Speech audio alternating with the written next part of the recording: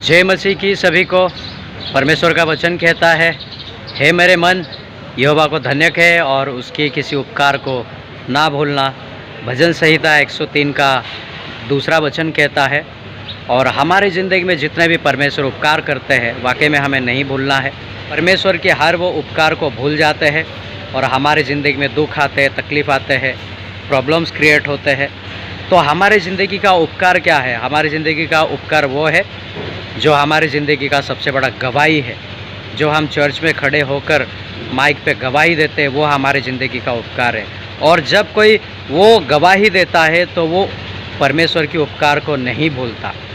इसलिए ज़रूरत है कि परमेश्वर जो हमारी ज़िंदगी में कार्य करते हैं, उसका हम सभी को गवाही दें। और उस गवाही से लोगों को पता चलेगा कि परमेश्वर हमारी ज़िंदगी में कार्य करता है। और परमेश्वर ने आज तक, हम छोटे थे, छोटे से लेकर अभी तक हमारी ज़िंदगी में कितने सारे, ना जाने कितने सारे गवाही हमारी ज़िंदगी में दिए हैं। पर उस गवाही को हम भूल जाते हैं, गवाही को किसी के बीच में नहीं देते। हम सभी को ये चाहिए कि हम गवाही दें और परमेश्वर का नाम को ऊंचा उठाएं। और हमारी गवाही से नए नए आत्मा आएंगे और नए नए आत्मा को विश्वास होगा। तो मेरी भी गवाही है, मेरी ज़िंदगी का भी गवाही है, जो मैं आप सभी के बीच में शेयर करना चाहता हूँ। जो मेरी ज़िंदगी की गवाही है वो इस तरीक़े का है। जब मैं 2010 में मुझे बीमार हुआ था, मैं कई ज़्यादा बीमार हुआ था, बहुत ज़्यादा मेरा तबीयत ख़राब हुआ था। और निमोनिया मुझे इस तरीके से जकड़ा हुआ था कि मैं चल नहीं पाता था, एक कदम नहीं चल पाता था। और उस समय में उपवास का सीज़न चल रहा था, उपवास का टाइम चल रहा था। मैंने उपवास भी रखी थी और मुझे दिन में 25 से 30 गोलियाँ भी खाना पड़ता था। और डॉक्टर सभी को कहता है खाना खाने के बाद आप दवाई खाएं। मैं बिना खाना खाए दवाई खाता था, दिन में 20 से 25 गोलियां खाता था। और मैं कभी मेरे ऑफिस कभी मिस नहीं किया, एक भी दिन मैंने छुट्टी नहीं किया। हर वक्त मैं काम पे गया और मैंने अपना काम किया। और उस समय में परमेश्वर ने मुझे चंगा तो किया और मेरे काम में कभी छुट्टी नहीं हुआ। किसी को पता ही नहीं चला कि मैं बीमार था। और परमेश्वर ने मेरी ज़िंदगी में ऐसे बड़े कार्य किए हैं। और परमेश्वर मुझे उस मौत की मुंह से उठाकर खड़ा किए। और ये मेरी ज़िंदगी का सबसे बड़ा गवाही है। और उन्होंने मेरे लिए पैसों की भी बहुत अरेंजमेंट की, जो कि मेरे पास उस समय में पैसे नहीं थे। पर परमेश्वर ने मुझे पैसे को दिलाया और मेरी इलाज भी कराई। और वो 40 दिन की उपवास के दौरान परमेश्वर ने मुझे मजबूत बना के खड़ा किया। इसलिए मैं परमेश्वर का बहुत धन्यवाद करता हूँ। जब मेरे पास पैसे नहीं थे, परमेश्वर ने मुझे पैसे दिए। अगर ये बात कहूँ तो आपको ऐसा लगेगा जैसे कि परमेश्वर ने अपने दूत को भेजा और मुझे आकर पैसे दे गया। ऐसे ही मेरे सामने हुआ। मैं सुबह उठकर, क्योंकि मेरे पास उस समय में पैसे नहीं थे और मुझे सुबह जल्दी उठकर काम पे जाना होता था।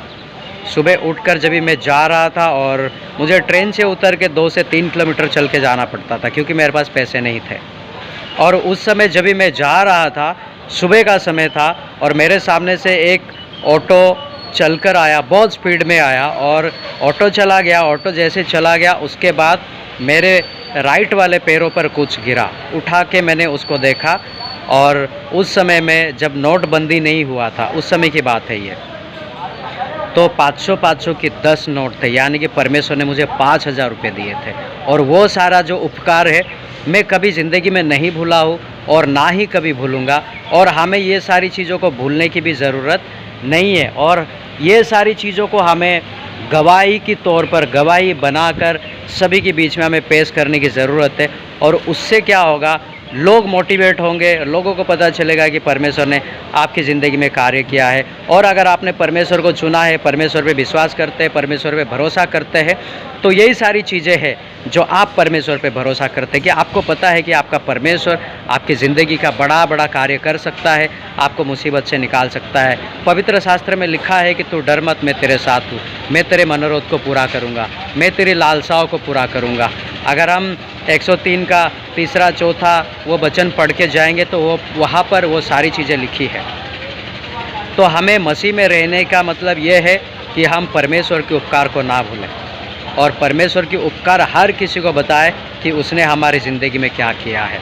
तो इससे ये होगा, हम आत्मा में मजबूत होंगे, सामने वाला भी आत्मा में मजबूत होगा और हमारा रिश्ता परमेश्वर के साथ और मजबूत हो जाएगा, ताकि परमेश्वर को ये पता चलेगा कि मेरा बेटा जो है मेरा उपकार को नहीं भूला है, मेरी बेटी जो है मेरे उपकार को नहीं भूले हैं, और वो मुझे याद करते हैं, और मैं उनकी ज़िंदगी में और बड़ा बड़ा कार्य करूँगा, और परमेश्वर भी हमारी ज़िंदगी में बड़ा कार्य करेंगे। ये थी मेरी गवाही, और बहुत सारी गवाही है, मैं थोड़ा थोड़ा करके गवाहियाँ दूंगा आप सभी को। और आप सभी की ज़िंदगी में भी परमेश्वर ने कार्य किया है, आप हमें बताइए, आप बता सकते हैं, और हम हमारी वीडियो के ज़रिए से आपकी गवाही को हम शेयर करेंगे। तो आप बहुत सारे लोग मसीह में आ तो जाते हैं, परमेश्वर को विश्वास कर भी लेते हैं, लेकिन वो सिर्फ चंगाई पाने के लिए आते हैं, और जैसे वो चंगाई पाते हैं परमेश्वर को छोड़ देते हैं, कलीसिया में आना छोड़ देते हैं, प्रार्थना नहीं करते, विश्वासियों से मिलना छोड़ देते हैं। उसकी वजह से फिर उनकी ज़िंदगी में जितनी तकलीफ़ें रहती है उससे कई गुना ज़्यादा तकलीफ़ उनकी ज़िंदगी में फिर आ जाता है, क्योंकि जब एक बार आप परमेश्वर को छोड़ देते हैं वो जगह खाली हो जाता है, और वो खाली जगह में शैतान आके अपना घर बनाता है, और जब वो घर बनाता है कभी आपको चैन से, सुकून से, शांति से रहने नहीं देगा, जीने नहीं देगा, और आपकी ज़िंदगी को ख़त्म कर देगा, और आपको कहीं का नहीं छोड़ेगा। और मैं उन सभी से ये विनती करना चाहता हूँ कि परमेश्वर के पास जब आप आते हैं मतलबी बन के मत आइए, आप उनसे प्यार करने के हिसाब से आइए, तो वो भी आपसे प्यार करेगा, आपकी हर एक ज़रूरतों को पूरी करेगा, क्योंकि लिखा है कि परमेश्वर के लिए कुछ भी नामुमकिन नहीं है। जो इंसान के लिए नहीं हो सकता वो परमेश्वर कर सकता है। तो इसीलिए बहुत सारे भाई बहनों को मेरा कहना है कि चर्च मत छोड़िए, परमेश्वर को मत छोड़िए। जब ज़िंदगी में थोड़े से मुसीबत आता है, मसीह में रहने के बाद भी जब भी तकलीफ़ आता है, कष्ट आता है, तो सब यही कहते हैं कि परमेश्वर हमारा सुनता नहीं है, परमेश्वर होता तो हमारी ज़िंदगी में ऐसा नहीं होता, वैसा नहीं होता। लेकिन उस समय में परमेश्वर का वचन कहता है तुम खुशियाँ मनाओ, तुम दुखी मत हो कि तुम्हारी ज़िंदगी में परीक्षा आया है, उससे परमेश्वर तुम्हें मजबूत बना के खड़ा करेगा। परमेश्वर का वचन जो है वो हमारे लिए आत्मिक भोजन है, वो दो धारी तलवार है, वो बहुत कुछ कर सकता है। तो मैं धन्यवाद करता हूँ आप सभी का इस वीडियो के अंत तक बने रहने के लिए। प्रभु आप सभी को आशीष करे। फिर आप सभी से मिलूँगा एक नई वीडियो में, तब तक के लिए अपना ख्याल रखिएगा, प्रार्थना में लगे रहिएगा, परमेश्वर के साथ मजबूती बनाए रखिएगा। जय मसीह, प्रेज़ द लॉर्ड। प्रभु आप सभी को आशीष दे। आमीन।